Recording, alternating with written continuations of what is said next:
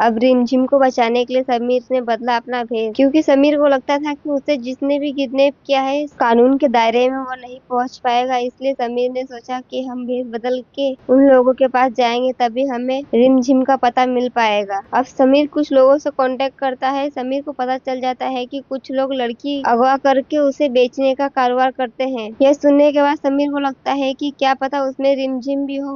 वो उस डील के लिए हाँ कहता है और कहता है कि हम कल ही लड़की देखने के लिए आएंगे। अब थोड़ी देर में वो अड्डे पे पहुंच जाता है अपना भेष बदल के। वहाँ पे कुछ लोग होते हैं जो कि उससे कहते हैं कि यहाँ पे आने का मतलब है कि बिना चेकिंग के कोई भी अंदर नहीं जाएगा। अब ये सुनने के बाद समीर घबरा जाता है और सोचने लगता है कि अब वो कैसे बचाएगा अपने आप को। लेकिन उतने में समीर कहता है कि लोगों को हम पे भरोसा नहीं है तो ये हमारा अपमान है और हम यहाँ से जा रहे हैं, हमें कोई लड़की नहीं देखनी है। ये सुनते ही वो लोग कहते हैं कि इस बात के लिए हम माफी मांगते हैं आपको हम लड़की दिखा रहे हैं। अब जैसे ही समीर को रिमझिम के पास ले जाया जाता है वो सोचता है कि रिमझिम कोई गलती ना कर दे उन लोग के सामने, नहीं तो उसकी सच्चाई सबके सामने आ जाएगी। अब जैसे ही समीर को रिमझिम के पास ले जाया जाता है कमरे में, पहले तो रिमझिम समीर को देख के डर जाती है और सोचने लगती है कि ये कौन है। समीर इशारे में रिमझिम को समझा देता है कि वो समीर है। उसे देखने के बाद उसे लगता है कि कोई हमें बचाने के लिए आया है, इसलिए इशारे कर रहा है। अब उन लोगों के सामने रिमझिम कुछ नहीं कहते और कहती है कि हम आपका स्वागत करेंगे बहुत अच्छे से। यह सुनने के बाद उन लोग को लगता है कि रिमझिम लगता है मान गई इन सब के लिए। फिर वो रिमझिम और समीर को छोड़ के कमरे के बाहर चले जाते हैं और कहते हैं कि अगर ये लड़की कोई भी चालाकी करने की कोशिश करेगी तो